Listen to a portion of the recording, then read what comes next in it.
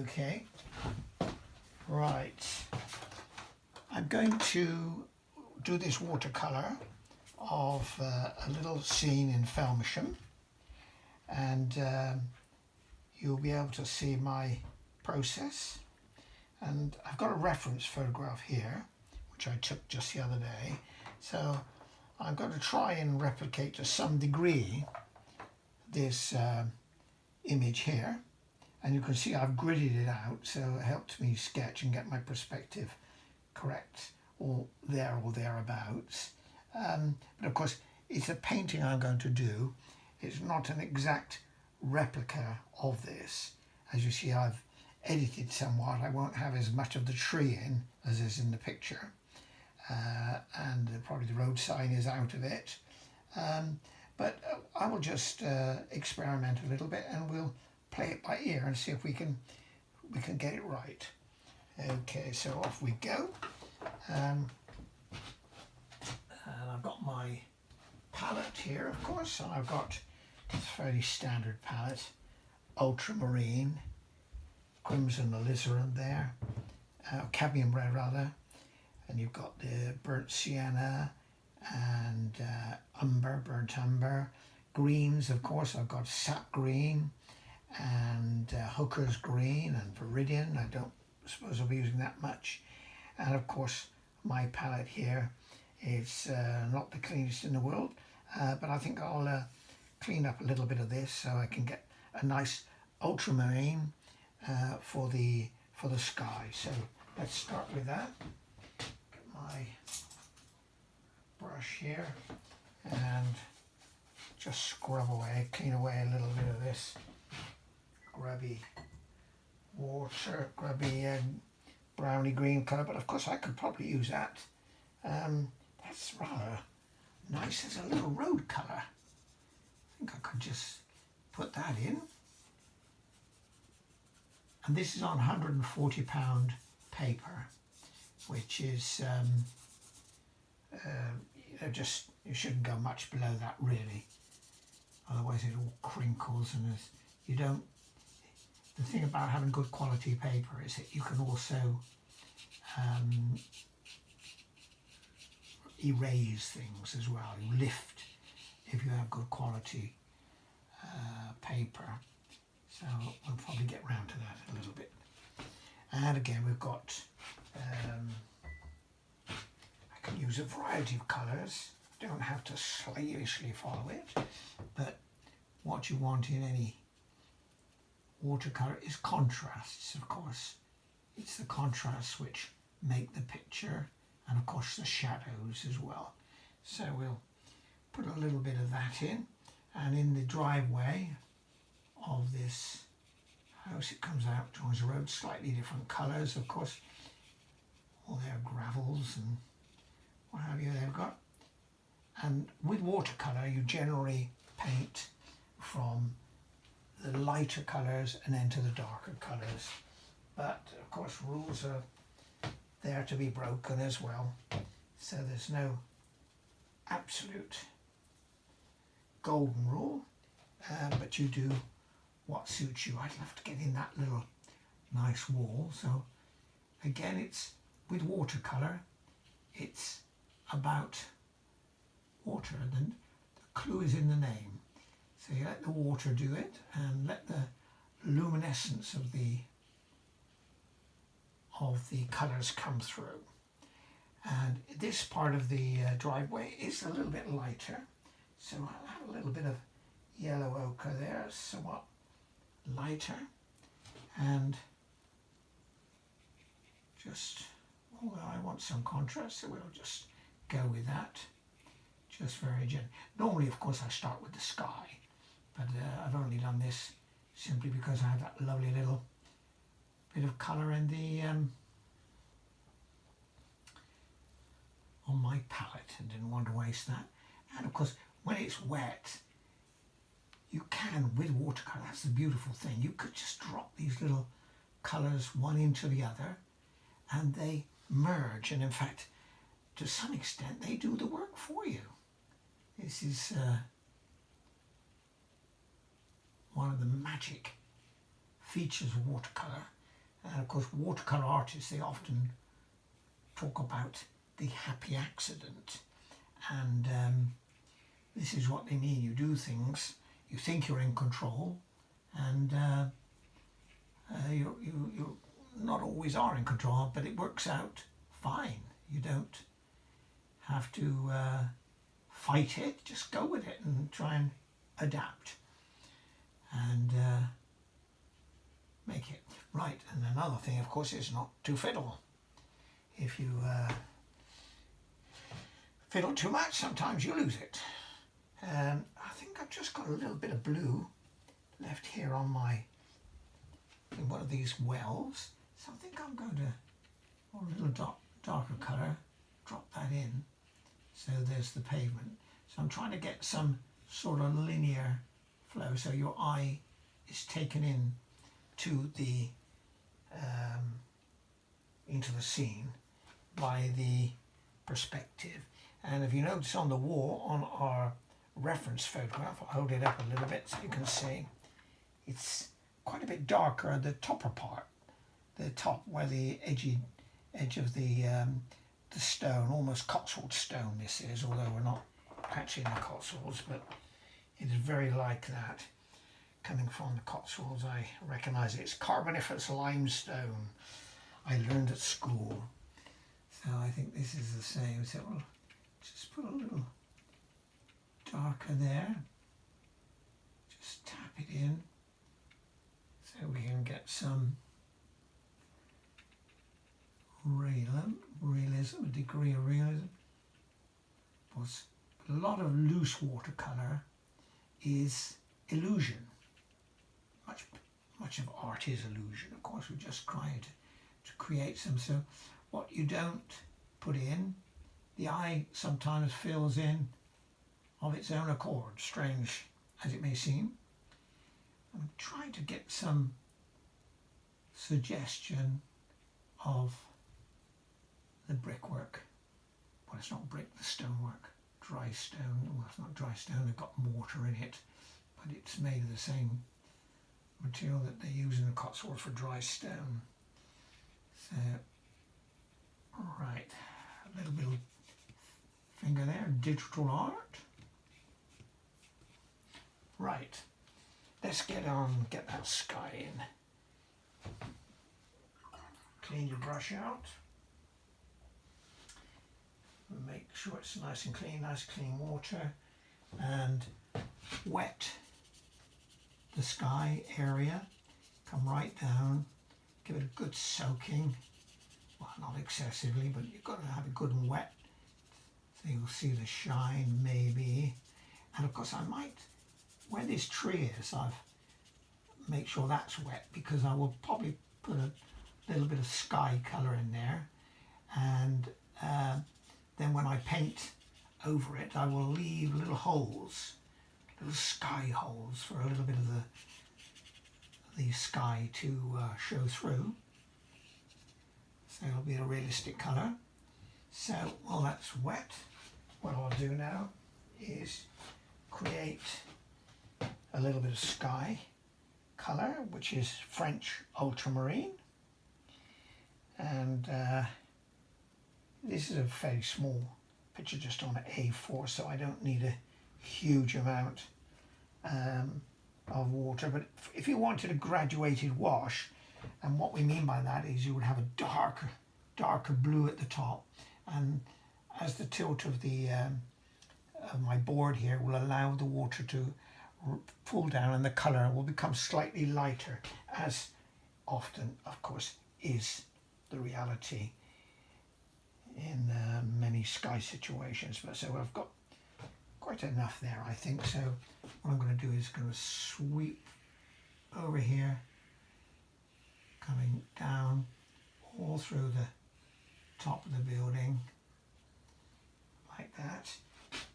Perhaps I'll put a little bit darker when it's still wet. I can do this a little bit more dark, but the same brush stroke comes through and it gradually fades away. And of course I've come over the building. Don't worry about that.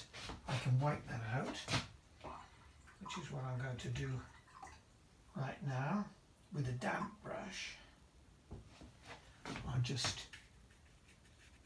wipe away that, although it's not too much of a worry because I will be, of course, putting darker colours almost certainly over these areas. So I don't worry too much about that.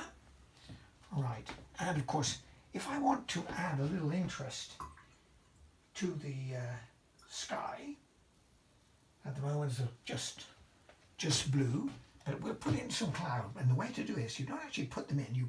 I'm going to dry my brush off like this to squeeze the water out, and then use a damp brush, and then lift. If you wiggle that over like this, you can create a very realistic cloud structure. You want to keep nice soft edges as far as you can so they're fluffy. And of course, I'm going to have a little bit, wipe it clearer here, because I want you to see the contrast of the dark of the tree that I put in, the nice trunk that I'm going to have coming up there. And of course I will want to lighten off a little bit where the tree is going. So if I've got any holes in my sky, my sky holes in my tree, you'll see a little bit of light to represent the sky colour coming through realistically. Right, okay, wipe your brush off now. Well, in fact, this was a sort of squirrel brush. I won't be using that for the moment. What I'm going to go on to is, this is a lovely brush. This is a round number 8. And it's Daler-Rowney. Rather nice brush, keeps a lovely pointy shape, and you'd be amazed what you can do with this. So what I'm going to do now, I don't want it to bleed. I'll let that dry a little bit. But while that's drying down these areas, I could probably put in a little bit of the brickwork. So we'll use a little bit of yellow ochre here, and we'll just drop it in on the face of the building, which is just here. Little colour, nice and light, very little colour needed. And of course these little bits above the window, they're also nice stone, which will contrast with the tile and terracotta. Well, it'll be more umber actually, but certainly quite a lot darker. And this side of the wall, under the eaves, again, we'll just, you see it's just gentle strokes down here. Just gentle wipes, very subtle. Don't need to fiddle too much, but try and have some nice flow. Let the colour, let the paint do the work. Now we'll do this chimney area. And of course, what we've got to do when we do our chimneys or architectural structures, we want to try and capture some shadow. Light will always, it's going usually in one direction or the other. And I think I'm right in saying, looking at my reference picture here, the light is coming from this direction. So these faces here and here should be lighter than these that are somewhat protected or a little bit in the shade. So I will probably glaze over with another little wash in a moment or two. But for the time being, I'm just going to put in this colour here, which is behind. Oh, and of course the this wall as well. Again, Again, we need to leaving the windows just roughly shaped, roughly drawn in, sketched in. Not too fussy at ruling, although they say behind all good paintings a good drawing, solid foundation. So, but of course, the style of painting is your choice, and we all differ in what we consider to be right for us. You paint for yourself. That's the only way you can do it. If other people like it, fine, that's good. Pleasing. It's always pleasing to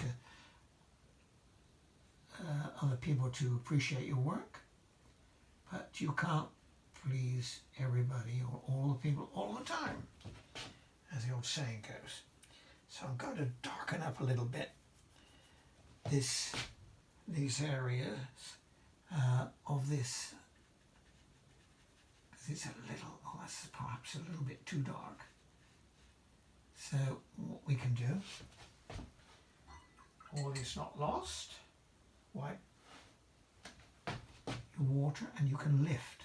You see how you can lift it out? Get it, lift some of the colour out. As I say, you can do this with good quality paper.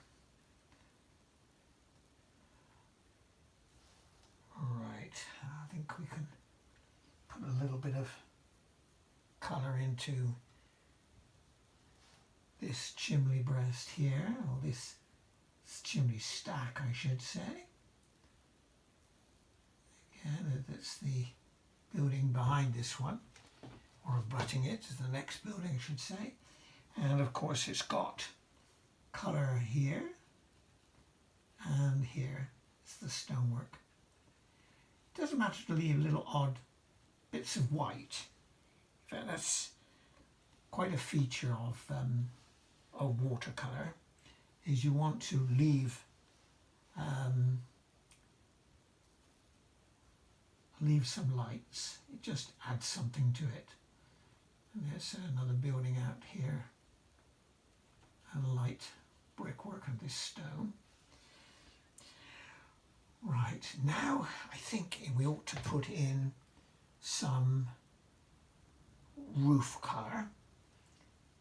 Actually, before I do that, I can put a little streak down these stone mullions, or upwards. I don't no, actually, well, I'm right to call them mullion. Mullion is the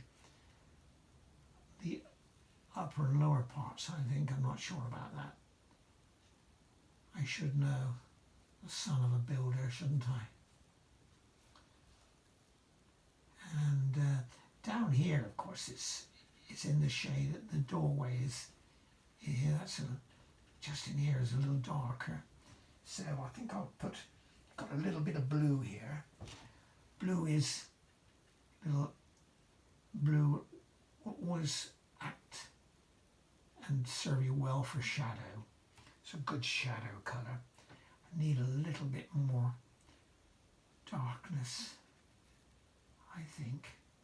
So I'm dropping down here a little colour. Right.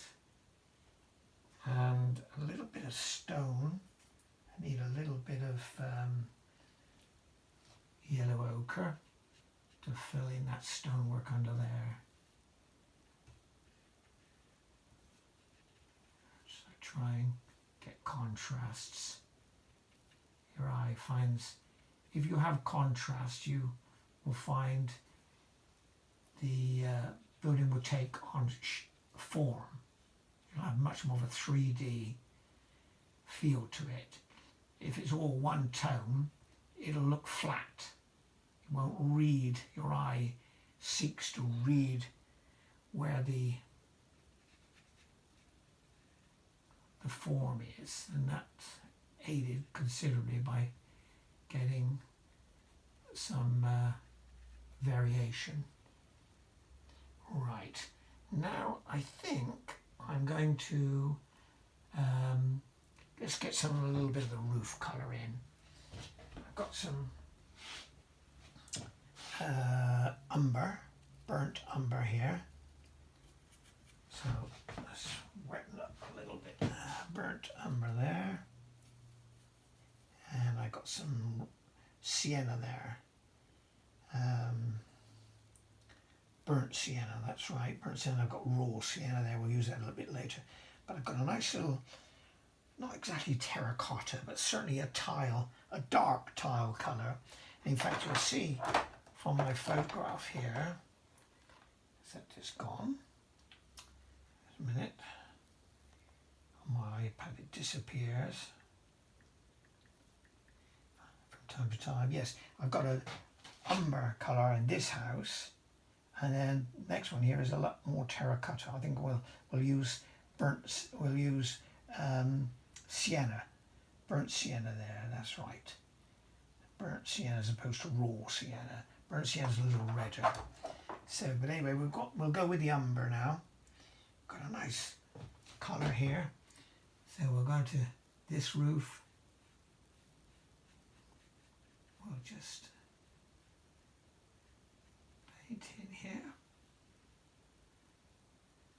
Try and keep some sharp edges when you do architecture painting, architectural paintings. It reads truer if you have some sharp edges. So you have to be a little bit careful on certain places. As I say, this number 8 round, it's got quite a good point on, so you can keep a fairly good edge, a point to it I should say, so we can keep these. We'll be able to sharpen up later, but I think for the time being I've got, and there's also a little bit of, where does it come, just in front of this, I think, yes, that's a little bit of dark there, comes down low areas there. Can you see it come together? And of course if I put this side, let's get that in quick so you can see. That's a little bit lighter, of course, because the light is coming from this side, in this direction. So just more water or less pigment, but you'll be amazed how far it can go with watercolour. I think when you start watercolour, there's a temptation to use too much colour. So it's a learning process, and just takes time. And of course, you'll see no roof is exactly the same all over. There will be darker areas to it, where the tiles are, for some reason, they've got maybe have moss on. Because this is a bit wet, you see, this is bleeds in, doing its own thing. Got a little bit on that side, it's a bit dark, and I'll put a little bit of shadow there, a little darker, which is cast from that chimney stack there. So try and keep that. I think I can put a little more darkness in here. Just tap it in like this, and you'll has the appearance of tiles. A little bit, try not to overdo it. It's always the temptation. You got a good thing going, you think more is better, but in reality often less is more, as they say. Right, I think I need to put a little bit more light into these a little bit more colour, I should say, into these. There's some marks on those. Sharpen up on that when we go later with a rigger brush, which will allow us to put these fine details. And of course, if you put the fine details in, when people look at a painting, they often, if they see the little bits, they peer up at it and they look at the tiny little bits, the aerials, the tiny textural things, which are somewhat more accurate than you would normally do. You can't do it everywhere. In fact, you shouldn't do it. You can put too much detail into a painting and it's the eye becomes even more, you're a little bit more critical of it. So, be a little circumspect about how much you put in, really. Right, so well, that'll do for the moment. Oh, we've got a little bit of over this porch area. Of course, let's put that in. That is dark.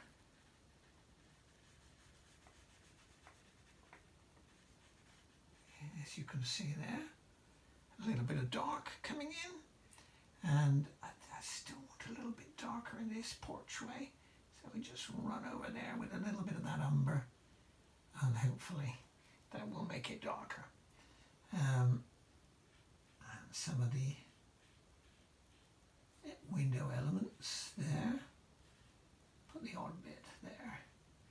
Right, let's get on and do that this roof here. Now for that I'm going to use a little bit of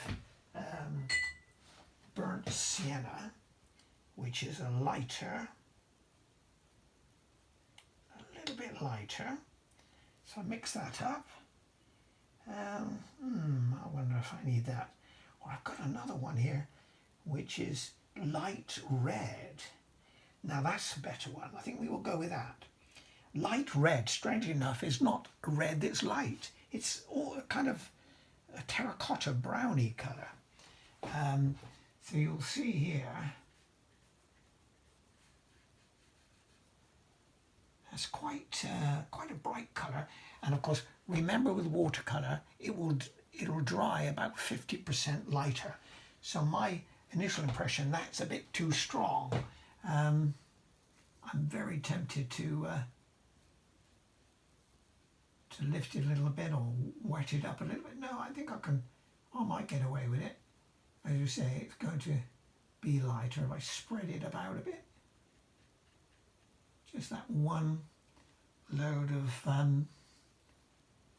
colouring, pigments on that. Of course, it comes down over these little rooftops, over these little windows, I should say. These little sort of like dormers. When it pops out over there, and of course it's got it comes right down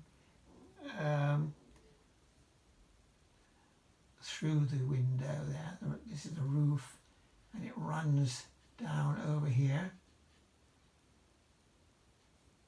So you see it's getting a little bit lighter now, because I've just thinning it out really. Comes down over there, a little bit there, and we've got a nice, I need to get the sharp edge there, I think, up against that chimney stack. So it comes down like that. Yes, I think we'll leave it like that. Nice sharp edge for the roof if we can there. Got to do the chimneys shortly, but I think I need a little bit of ochre on this face.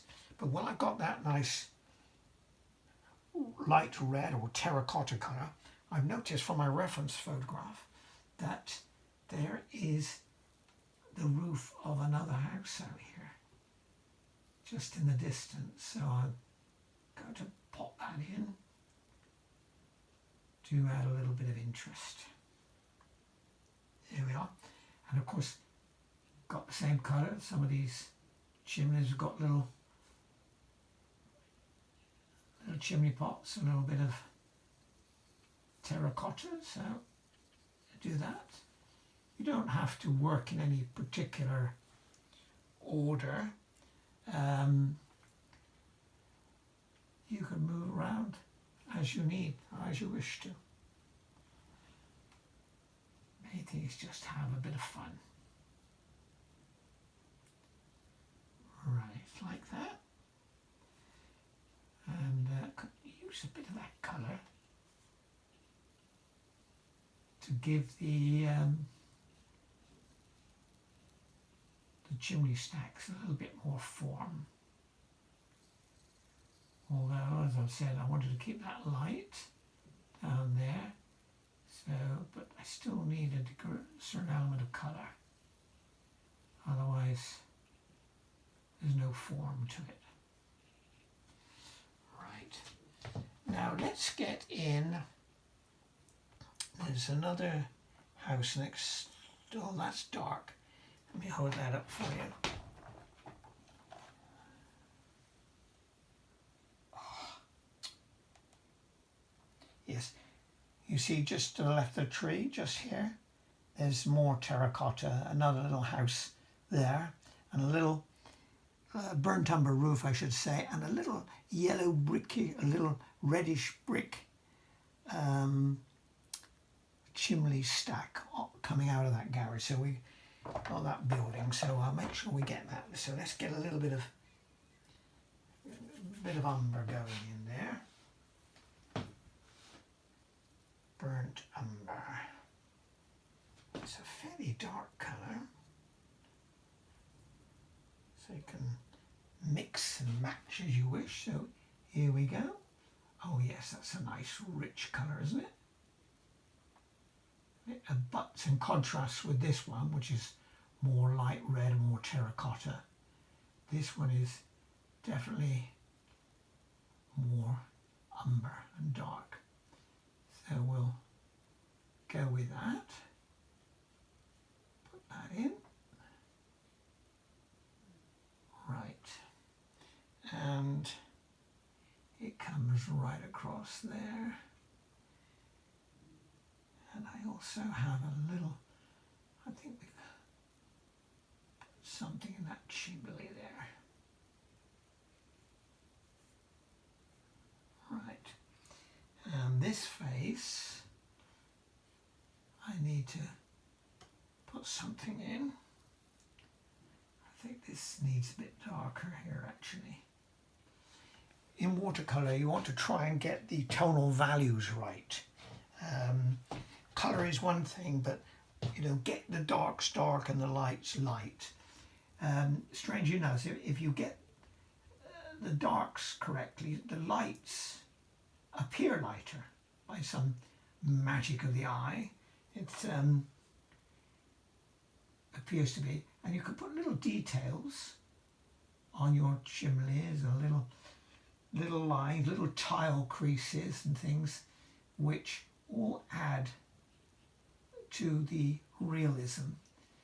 When people start to peer closely, they see them. And oh, this building here needs much. I haven't done that roof yet, so we've got that in. And we'll just paint it over here, and they've got one of those little Venlux windows there, so I'll try and preserve that. We'll put something in there to represent that shortly.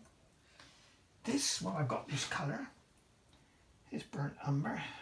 Put a little, you can mix and put different colours in, just make something that interests you. You don't have to slavishly follow. But here we've got a little gateway and a gate to their drive, I think this is.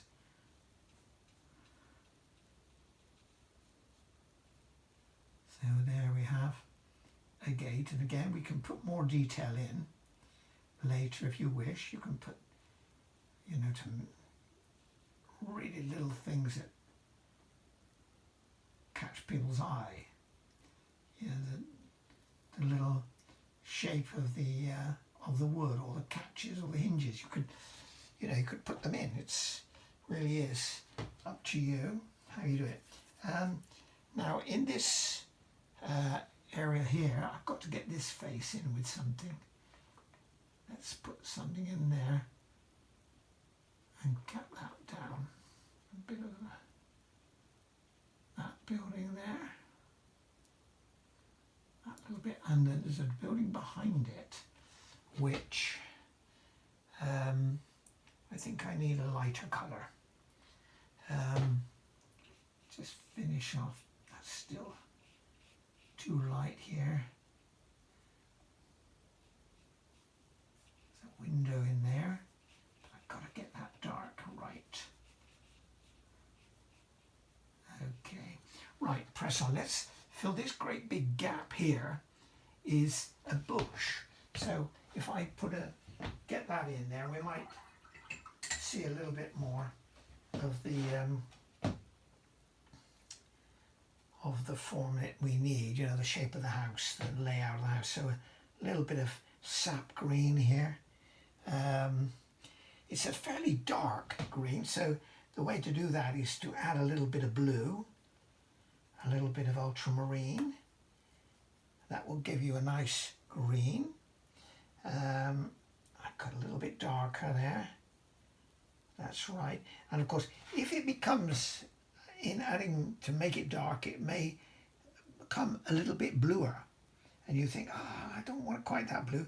So a little bit of brown can neutralize it somewhat, but still give you the green.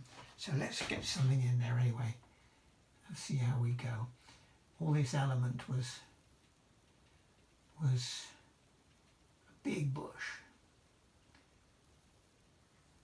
Like that. And also there is a couple of bushes in this, some foliage, certainly some green. It's a very leafy little village, so we should make sure we get that. But of course, also try and remember, the further in the distance you go with colour, it's what we call colour perspective. It comes slightly less intense in colour. Keep your more intense colours for the foreground. The distance is called aerial perspective or colour perspective. Colours tend to recede somewhat and become somewhat paler. So, and the way to do that, of course, is just wipe out your brush a little bit and the colour, and just do that. You see, a little bit lighter. And behind here, I've just noticed there's a tree there, look. But it's quite in the distance, so it's light, you know, although I think I could, having said that, a smidgen more in elements of it. Just drop them in like that. Okay. Now, what do I want? Oh, but there's also green here. Oh, that's a bit too bluey. Let's get some green. There's a nice little bush going on here. And along the road edge, there's sort of at the bottom of that hedge, bit of green, weeds. And up here is also a hedge. And of course you can vary your greens tremendously. And of course it's one of the most difficult things to get in watercolour, in nature. There are just so many greens, and if you're not careful, they tend to be, you know, it can a little bit samey. So sometimes you can bend the rules a little bit and perhaps not absolutely accurate green, but it will work because it's contrast. So I put a little bit of green here, a little bit lighter colour, a bit of leaf green. But a good way to make greens, of course, is ultramarine blue and yellow ochre mixed together, and again a bit of hooker's green. Never use hooker's green on its own. It's very unrealistic, but you can make numerous greens out of it by judicious mixing of it. So I've got some little put a bit on this road edge here. Oh, and yes, let's put a bit of green. There's a head, a nice sort of laurel and green. Oh, there's a little green going up the side of this, by this window as well. That's why I think I left my painting, my sketch a little vague on that, because I intended to put some greens over that element. Right, a little bit of roadside green here, of course. We're just going to put that in. Broken. And the details we can fiddle with later. But let us now, of course, let's get that tree in. So my sky is dry, so I can mix the green that I want. The way to do that is just gently tap in here like this. I've heard this described by one artist I've watched on YouTube. His name is Charles Evans, marvellous artist based in Northumberland. If you really want to learn to paint, you can do worse than follow this fella. Anyway, he describes this as the red wine stroke, you know. Presumably the more wine you drink, the more efficient you are. But you can put different colours in that. Now I think I need to have a little bit of darker green in there. So I've got my ultramarine blue. It's rather too blue. So now I'm going to get a little bit of yellow ochre. That's it. That's coming together now. And I might go for a little bit of Hooker's green up here. Brush needs a bit wetter. This might Hooker's green. There, that's a little better, I think, a little bit more realistic. Ooh, that's a little bit too wet. So I'm going to drop them in. They sort of, when they're wet, they kind of diffuse into the picture, and try, if you can, to get some realistic tree shape, because there's great temptation to think trees are very generic, but of course they're not. Trees are very, very individual. They've got they're all different. They've all got their own idiosyncratic shapes and things too. Right, so I think I need to get these colours of these house done. I think I need a little bit more yellow ochre, and drop in some sandy colour here. Yes, that's what we need there, I think. Trying to keep some of the whites that I have left there, but I need a little bit more ochre there, I think. Is that right? A little bit more contrast needed along that face of that wall, I think. I've got this chimney stack here,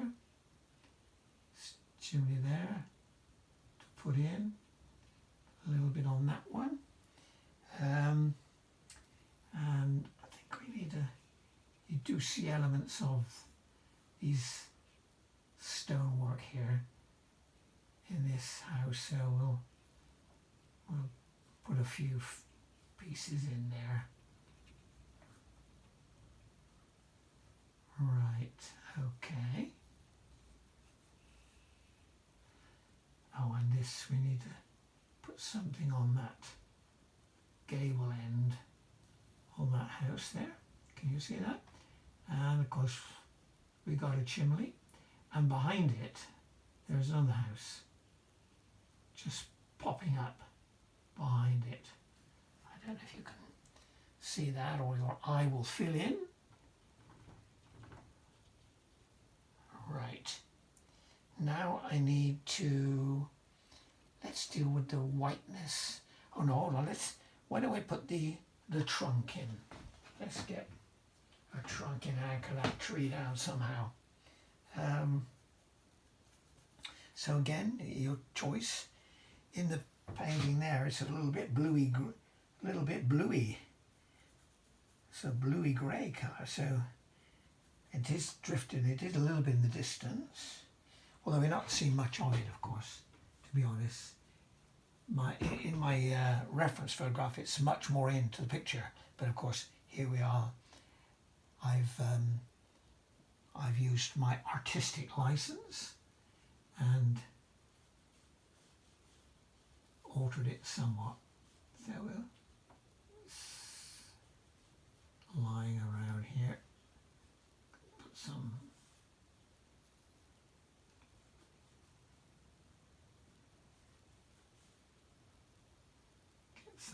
suggestion of the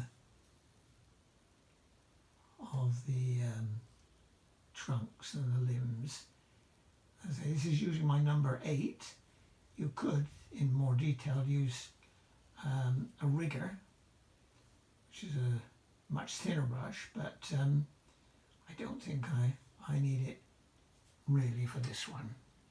So what I need to do now is little elements to anchor things down to make them realistic, put a little bit more contrast in things, otherwise it looks a bit samey.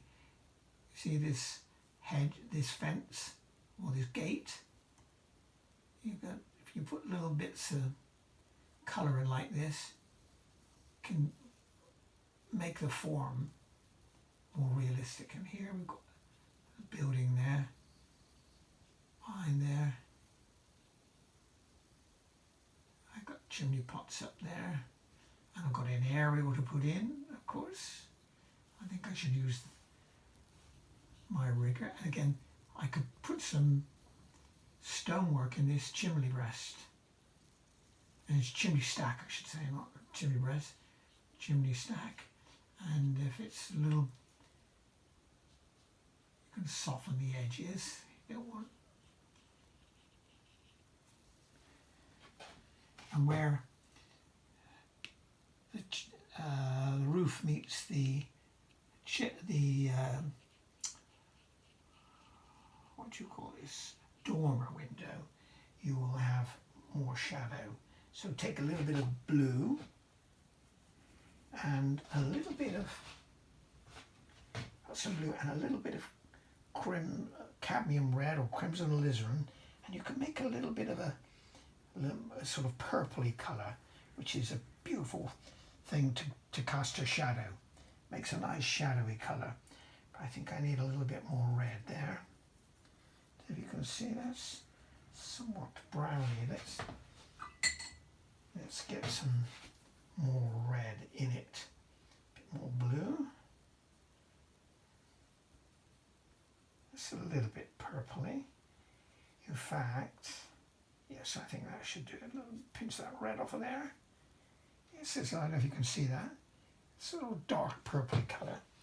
So what I'm going to do now with this is under these eaves, if you put a little of this colour, this eaves under here, it will again help you get some 3-dimension into your building. And there's a shadow here cast on the chimney there. But under these eaves, you get this shadow that comes across. I get a little shadow cast like that.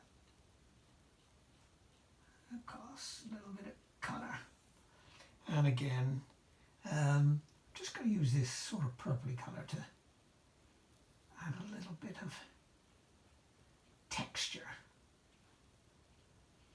shadow to some of these things. Just put a little bit on the row like this.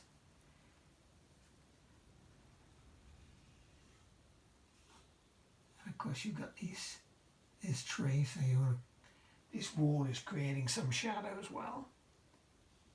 So I can just run it across like that with a fairly dry brush, like that. And make more contrast between this man's gravelly drive and this bit of road texture, a little bit different again. Try and vary it from.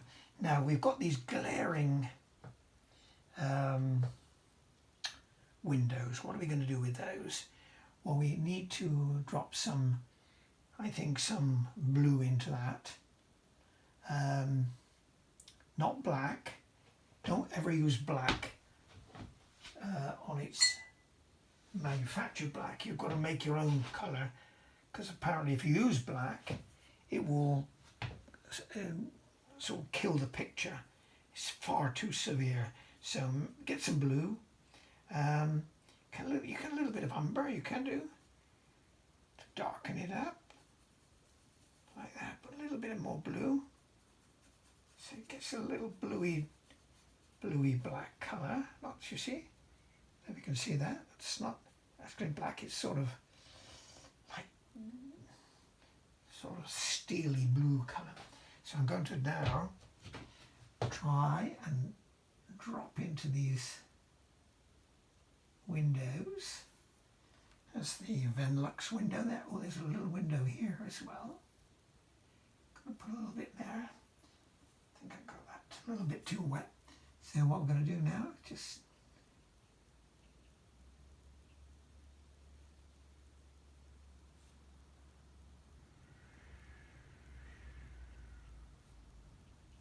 drop some little colour into these windows frames. Just try and vary it a little bit.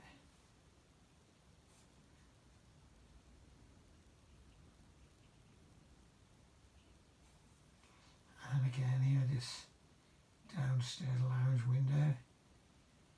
Because you're leaving some of the whites to represent, you know, a lot of the window frames are often white, either painted white or they're PVC these days. So I've got a few here, just a little smudge, a little suggestion. We've got, and we've got some here, little dabs like that, and right here. Now I think I need to make this a little bit darker under these under this roof structure here. I need it to make that a little darker, but this is all in shadow, so I think I'm going to just, he's cast quite a lot of shadow over there, so we'll move that over like that.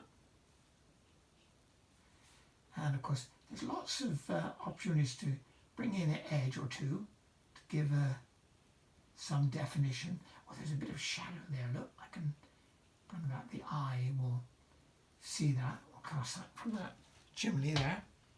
But I think I need to also make it a little darker on this side. As I said, the light is coming from the left, so this part of the chimney is in shadow, so you've got shadow there and also there. Now also I think we have, I can heighten these little features with this shape. You see how amazingly sharp that is. It's a number 8 round, but you've got a really lovely edge on it. And I say this is a rather downy, Dalerone as they're called now, yes. That will, and again, I've got a little shadow at the edge of that chimney, which I haven't done in yet. But you see, I just stroke it down like that, and you see the 3D come up, suddenly appear. And again, this side, just one edge, a little darker.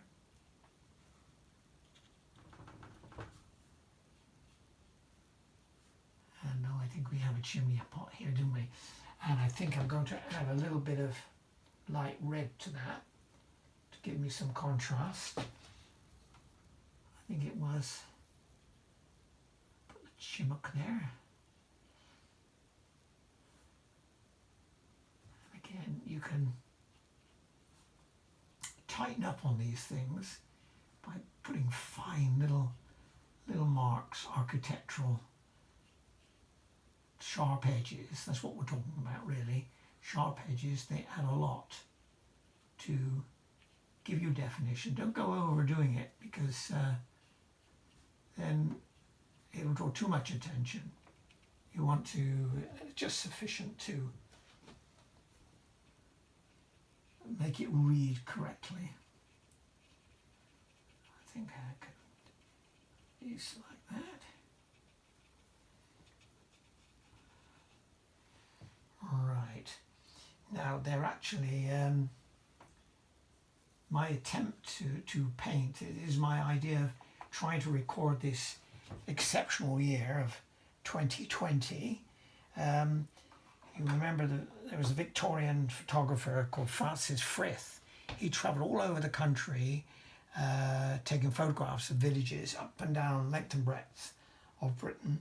But I thought, why don't I attempt to paint my little village where I live in watercolour and see if I can create sort of a bit of a record and try and record all the different streets, not just the pretty houses, but streets that are, they all go and constitute the variety that you have in any village. So this is my first one on a, yes, this is my first one of the village to attempt to try and see if I could create that. I think I need to put a little more dark into that tree though. So you constantly can review the situation. As Fagin said, I'm reviewing the situation. So I'm going to create a darker green. It doesn't read too true there for me. So I'm going to make that a bit darker, I think. A little bit more water, a little bit of burnt umber. Have I brought it up dark enough? Yes. Let's go in a bit more hooker's green. Yes, it's too bluey otherwise. Let's get some green. We want a certain degree of green. Yes, we do. Certainly on the undersides, it's going to be darker, of course. You always get a little bit dark on the underside of the boughs, you know. And go into the tree. So my red wine.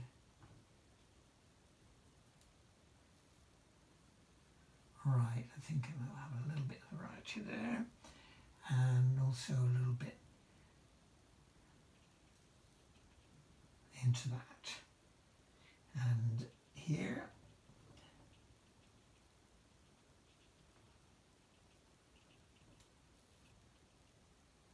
okay, right. Well, I think I'm getting at that stage. Well, I perhaps should call a halt. Otherwise, the temptation is always to do too much. So It's a constant battle with any painting. In my reference picture, of course, you can see cars, lots of cars, 2 or 3 cars. I'm tempted, if I'm to record reality, I guess it should be there, but I will contemplate that for a day or two before I embark on that.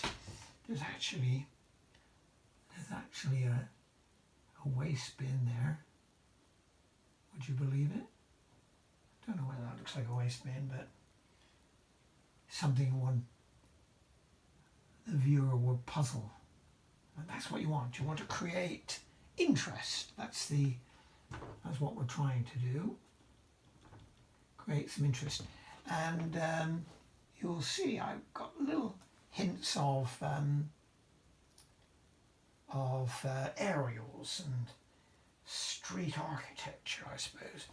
But I will put those in later, I think, with my just darken up a little bit on these eaves.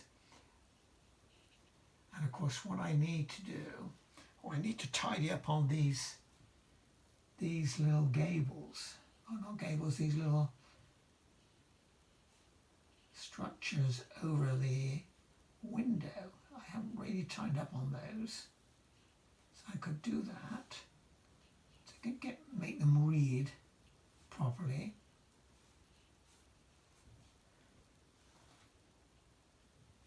Okay, and what have I got down here? That's one window there, just above that. Now I think I can extend my branch to cover all that.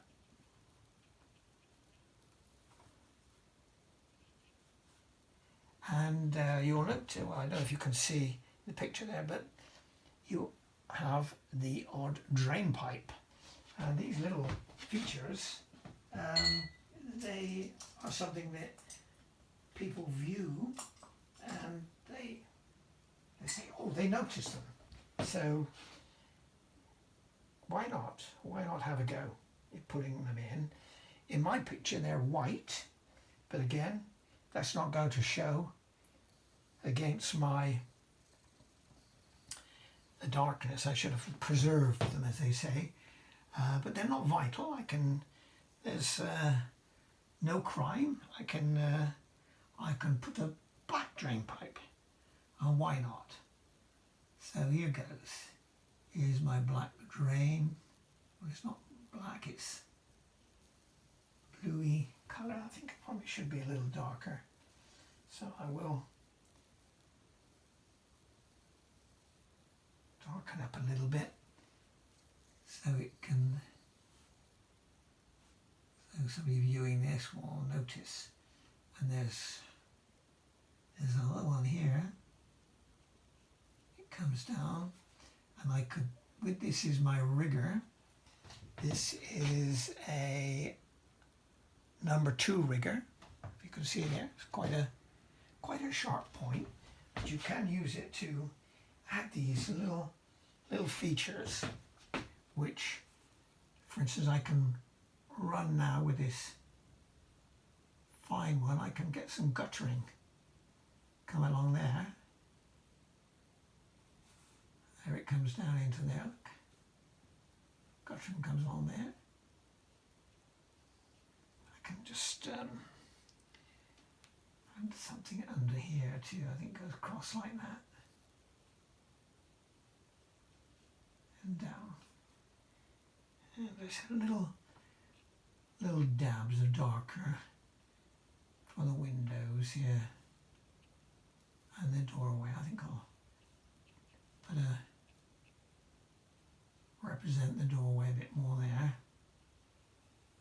and get that all like that. Right, I think we should perhaps leave it at that. Temptation to get more texture on the ground, you can do that.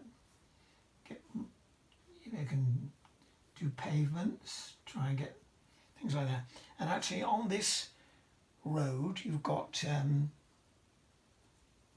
repairs, of course, as you would expect. This is one called dry brush, by the way. My brush has hardly got anything on at all, but can you see the texture of the paper? This is £140 rough paper. It's, when we say rough, we mean it's got some texture to it. And also in our photograph, of course, we've got the road signs markings there, 20 miles an hour. So I might just have a go at that, but I don't know. I'll toy with that. Anyway, I think I'm going to leave it at this. It's funny though, if you leave them for a day or so, you suddenly notice things that perhaps you could have put in, and there's no reason why you shouldn't go back and do it. Sort of aerials and things that kind of, and in this picture, of course, we've got a telephone cable. Now I'm undecided whether to put that in. I may or may not. I got to toy with that idea. So there again, I've got my rigger here, just sharpening up on things. Now this house here, oh yes, that has a few features where I can add the definition a little bit. I think they've got gutters and things down here, and little lead work here, and of course above I noticed in my photograph there I've got more definition over these windows. So again, I'm using my number 2 rigger, which will give me an opportunity to put those fine lines in, which will help it read a little bit truer. But again, as I said, you must avoid fiddling with it. Fiddling in too much. Yes, I've done the aerial there. So all I need to do now perhaps is sign it. Always sign your work.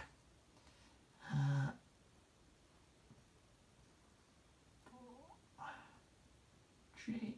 Perry.